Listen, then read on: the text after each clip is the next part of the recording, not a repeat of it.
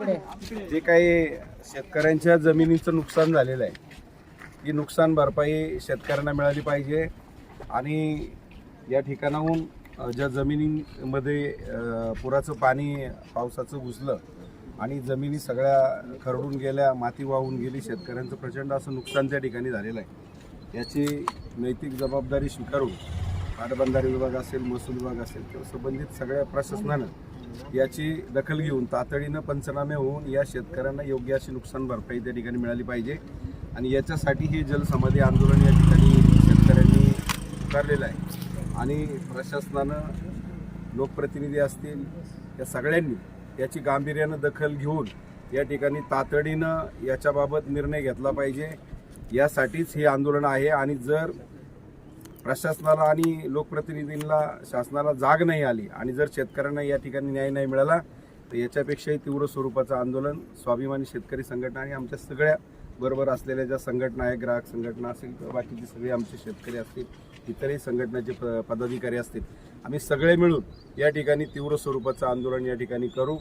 कारण शेतकरी आधीच त्या ठिकाणी अडचणीमध्ये आहे, संकटामध्ये आहे। दरवर्षी अतिवृष्टीनं कधी शेतकऱ्यांचं नुकसान होतं आहे, कधी दुष्काळ पडतो आहे, शेतीमालाला हमी भावाचा कायदा नाही, सरकारचं आयात निर्यात धोरण हे सुद्धा शेतकऱ्याच्या मुळावर येते। त्यामुळं सगळ्या बाजूनी शेतकरी हा अडचणीमध्ये त्या ठिकाणी सापडलेला आहे आणि म्हणून शेतकऱ्याला या ठिकाणी न्याय मिळाला पाहिजे या भावनेने आम्ही सगळे या ठिकाणी एकत्र आलो आहोत। किती क्षेत्र याच्यामध्ये पाण्यामध्ये गेले असं प्रत्यक्ष माहिती घेतलेली नाही आम्ही। आता या ठिकाणी मी पहिल्यांदाच आलेलो आहे, जे सत्य आहे ते आपण या ठिकाणी बोललं पाहिजे। मी सगळी वस्तुस्थिती समजून घेणार आहे आणि त्यानुसार प्रशासनातल्या अधिकाऱ्यांनी देखील प्रत्यक्ष पाहणी करून वस्तुस्थिती पाहूनच त्या ठिकाणी पंचनामे करावेत आणि वस्तुस्थितीनुसार या ठिकाणी शेतकऱ्यांना न्याय द्यावा। आम्ही नुसतं म्हणतोय म्हणूनही काही गोष्टी कराव्यात असं आम्ही म्हणणार नाही, कारण वस्तुस्थिती जी आहे ती पाहूनच त्या ठिकाणी सगळ्या गोष्टी व्हाव्यात ही देखील आमची या ठिकाणी मागणी आहे। महसूलवाले काय पंचनामे केले? पण 4 ते 8 जुलै दरम्यान जी अतिवृष्टी झाली त्यात या नदीला पूर आला होता आणि याच्यात नदीच्या दोन्ही बाजूचे जे बाधित शेतकरी आहेत त्यांचं क्षेत्र जमीन वाहून गेलेली आहे, अशा सर्वांचे पंचनामे केलेले आहेत। संयुक्त पंचनामे केलेत कृषी विभाग, ग्रामविकास विभाग आणि महसूल विभाग आणि आज आम्ही ती यादी तहसील कार्यालयात जमा करणार आहोत। नदीच्या कडेचं क्षेत्र किती पाण्यामध्ये वाहून गेलं त्याचं काय अपडेट आहे? 3 हेक्टरपेक्षा जास्त क्षेत्र, सर्व शेतकऱ्यांचं मिळून 3 हेक्टरपेक्षा जास्त क्षेत्र नदीच्या दोन्ही बाजूच्या शेतकऱ्यांचं वाहून गेलं। कुठपासून तू कुठपर्यंत? पिंपळगावच्या हद्दीतलं पिंपळगाव। प्रमोद खांडके, काय वस्तुस्थिती? अनेक वर्षापासून या ठिकाणी घर्षण होते, परंतु या वर्षी एवढ्या मोठ्या प्रमाणात पाऊस झालेला आहे आणि पाटबंधारे विभागाचे अधिकारी त्यांनी वरच्या केटीपासून आता इथं काही दिसत नाही, काही गेलेलं झाडी दिसतात, परंतु जे महत्त्वाचं क्षेत्र गेलेलं आहे ना, जे त्यांनी अहवाल सादर केलेत ते वरील केटे आपली पिंपळगावची त्या ठिकाणी आणि खालचे केटी त्या ठिकाणी ना मोठ्या प्रमाणात शेती वाहून गेलेली आहे। पूर्ण गटच्या गट वाहून गेलेली आहे। क्षेत्र किती असेल? क्षेत्र अंदाजे मला सांगता येणार नाही, परंतु आमची प्रमुख मागणी हीच आहे की त्या ठिकाणी भूमी अभिलेखच्या गवळी मॅडम आहेत, त्यांना आम्ही सांगितलेलं आहे विनामूल्य आम्हाला त्या ठिकाणी मोजणी झाली पाहिजे आणि शेतकरी 1 रुपया देखील भरणार नाही आणि भविष्यामध्ये जर अशा काही याच्यामध्ये एकच मिनिट मी थांबवतोय, पाटबंधारे विभागाचे कोणी आहे का इथं?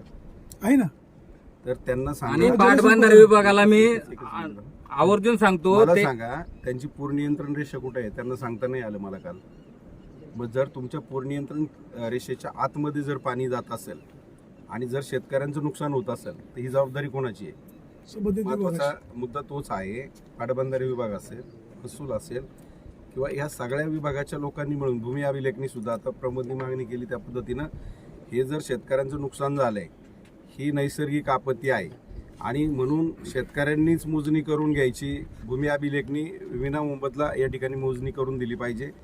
महसूल विभागाने रितसर पंचनामे केले पाहिजे आणि पाटबंधारे विभागाने देखील या ठिकाणी जर त्यांच्या पूर नियंत्रण रेषेच्या बाहेर पाणी जात असेल आणि शेतकरी त्यामुळे बाधित होत असतील आणि शेतकऱ्यांच्या शेतीचं नुकसान होत असेल तर मग मात्र पाटबंधारे विभागाची ही पण जबाबदारी आहे। आणि हा झाला प्रशासनाचा भाग। इथले लोकप्रतिनिधी, इथले आमदार असतील, खासदार असतील, जिल्हा परिषद सदस्य, आता अतुल पारखे मला वाटते माझ्याशी बोलले, गुलाब पारखे माझ्याशी बोलून गेले, तर या तालुक्याचे आमदार असतील, खासदार असतील, यांची पण ती जबाबदारी आहे आणि त्यांनी देखील इथल्या बाधित शेतकऱ्यांना या ठिकाणी न्याय दिला पाहिजे. शासनानं, प्रशासनानं, या सगळ्यांनी आणि लोकप्रतिनिधींनी याची दखल घेऊन येथील सगळ्या शेतकऱ्यांना त्या ठिकाणी न्याय दिला पाहिजे. आणि हे जे काही नुकसान होते याच्या संदर्भात वारंवार ह्या गोष्टी घडू नये म्हणून याच्या संदर्भात देखील कायमस्वरूपीच्या उपाययोजना या ठिकाणी झाल्या पाहिजे. ही देखील आमची या ठिकाणी मागणी आहे. कारण वारंवार जर अशा गोष्टी घडत असतील तर मग मात्र शेतकऱ्यांनी हे किती दिवस सहन करायचं आणि ही जबाबदारी आता यांनी स्वीकारली पाहिजे. जोपर्यंत या शेतकऱ्यांना न्याय मिळत नाही तोपर्यंत आम्ही या ठिकाणाहून पाठीमागे हटणार नाही आणि याच्यापेक्षाही तीव्र स्वरूपाचं आंदोलन करण्याची वेळ आली तर आम्ही त्या ठिकाणी ती तयारी ठेवू.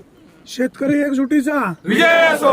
स्वाभिमानी शेतकरी संघटनेचा विजय असो. गृह कल्याण फाउंडेशनचा विजय असो. कोण म्हणतो देणार नाही, घेतल्याशिवाय राहणार नाही. कोण म्हणतो देणार नाही, घेतल्याशिवाय राहणार नाही. या ठिकाणी तालुक्याचे आमदार, शिवजन्मभूमीचे आमदार शरददादा आल्याशिवाय या ठिकाणी आंदोलन थांबलं जाणार नाही. आणि त्यानंतर ज्ञानोर साहेब देखील टाइमपासवर येतात. मी महिन्याभरापासून त्यांना विनंती करतोय, जेव्हापासून 7-8 तारखेला पाऊस आलेला आहे, आम्हाला कोऑपरेट तहसीलदार सरांनी केलेलं आहे.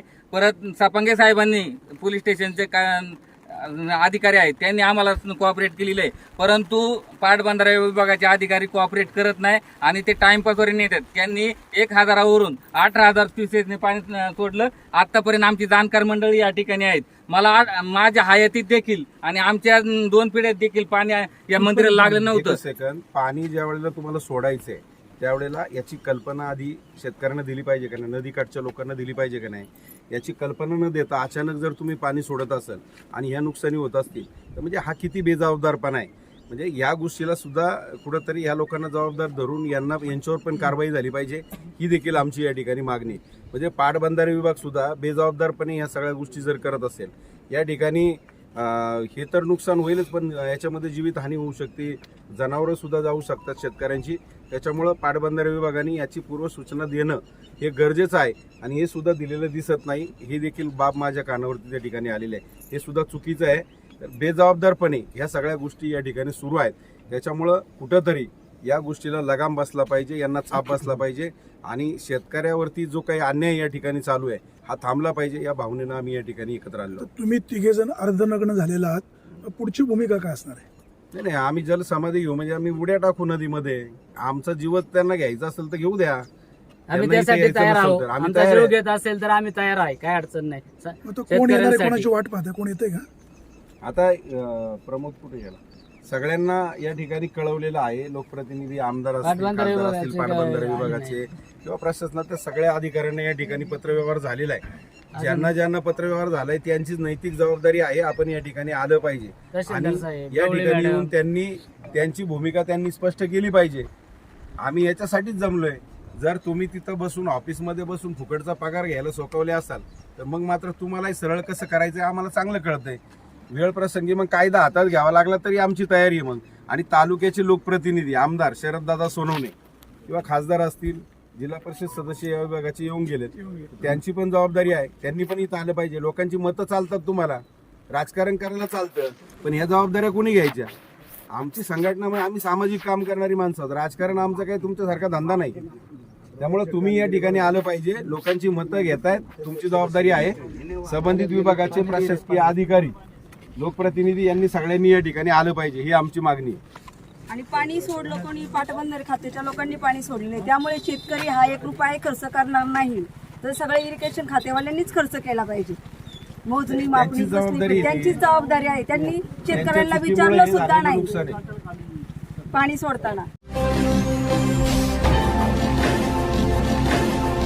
ताज्या घडामोडी आणि नवनवीन माहिती मिळवण्यासाठी समाज दर्पण या YouTube चॅनलला सबस्क्राईब करा आणि बेल आयकॉनवर क्लिक करा.